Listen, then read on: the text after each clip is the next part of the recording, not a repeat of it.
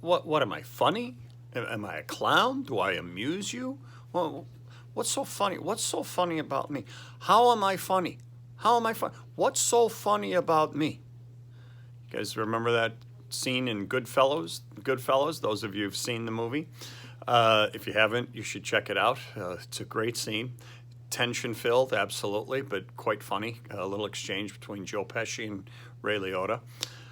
But I bring it up today because humor, okay, being funny is something that we don't often consider as coaches, or we don't talk about it all that often. Having a sense of humor, developing a sense of humor, allowing humor within your programs and your teams. But I think it's a critical element and a critical piece to any team experience, any group where you're coming together, in search of a common goal or some shared interests or whatever. There's got to be humor in it, and I think it's so important that we not only allow the humor to happen, but build in the chance for humor to happen and create moments that will allow that to happen. Now, why should we do this? Why does this help? I think of all my years as a teacher in the classroom. I was an English teacher for 19 years. And then, of course, all my years coaching for over 30 years. And I did more building into my classroom setting, humor time, whatever you'd want to call it, than I did in my coaching and in my practices. And yet, I always loved the kids who really got great humor and liked my sense of humor, were able to embrace humor. But I didn't build into my basketball and my football and my soccer, the three sports I coached. I didn't build things in knowing full well, hey, this would be a great moment to kind of have a little levity, a little lightheartedness. Whereas in the classroom, I did that. I knew as I was preparing lessons and thinking about certain things in stories, or let's face it, when you're teaching grammar, when you're teaching writing, not a whole lot of fun stuff going on. So I had to build in, jokes. I had to build in moments of levity and moments of fun to keep the kids engaged, to keep them interested.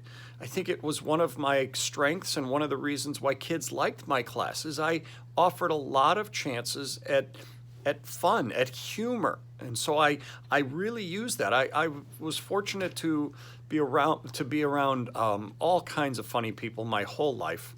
My dad was a very funny man. My brother is quite funny. My mom in her own way was too. But then my friends, there were so many funny people in my friend groups. And you kind of didn't get a word in edgewise if you didn't offer something humorous, some quick-witted barb, generally always in fun. But you had to kind of be funny. Or if you weren't, you had to bring, some type of at least a balance, I guess. But you had to love humor, or else you weren't going to last long in our friend group. Well, I think a lot of friend groups are that way. So I tried to do a lot of that with my classes and to make my class a fun, engaging, exciting place to be. Even when the subject matter at times wouldn't be all that fun and exciting. Some of the stories we read, my gosh, they weren't all that exciting. So I had to find things within it to keep the kids engaged, to keep things lighthearted. And of course, making sure to stay extremely serious and focused on whatever, needed to be taught, whatever the lesson was. But when it came to coaching, I just didn't do nearly as much of that. And again, when there were funny moments, absolutely. Latch onto them and run with them. But I didn't build much into it. And yet I did with my relationships with my players. And so I tried to find funny things to bring out within our individual relationships. I did a lot of self-deprecating. Make fun of yourself in front of them. It'll put them at ease. Let them see you laugh so they know it's okay for them to laugh and have fun too. Yes, it is a balancing act though. We need to balance it with the seriousness of what we're doing, the accountability of, You didn't handle yourself right. And however you then deal with, situations where they need to be held accountable.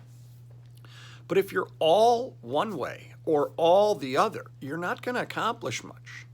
If you're always serious, always focused on, we got work to do and this is a business and blah, blah, blah, they're not going to enjoy it. Whereas if you're always goofing around and telling jokes and ha, they're not going to accomplish much. They're not going to move where they need to. So you have to figure out, what is the balance? How do I balance these two very important elements? Some of you might be thinking, well, I'm not that funny. I don't do a lot of that. Okay, a couple things about that. One, maybe it's time to figure out how to be funny, or at least how you can make something funny be part of your personality. Two, then I would make sure that I have assistant coaches or I have people in my program who are, and work with them to bring that out and help the humor level of your organization, in our instance, a team, rise. And let that be something that we all get a chance to enjoy. Because humor and having a sense of humor and working to help others have a sense of humor can go a long way toward helping your season be one that is enriching, fulfilling, and a lot of fun. Especially those of us who coach in the winter. As a basketball coach, 4-month season, and then it would drag on into like now, mid-January on into mid-February. It can get long and not all that fun if you're going through some tough times. You got to find ways to keep it fun. I think humor is one of those. So do your best to bring humor into the equation for you and your teams. Your teams will enjoy it that much more, and they'll be so happy that you did, and you will too. We'll talk to you again next time.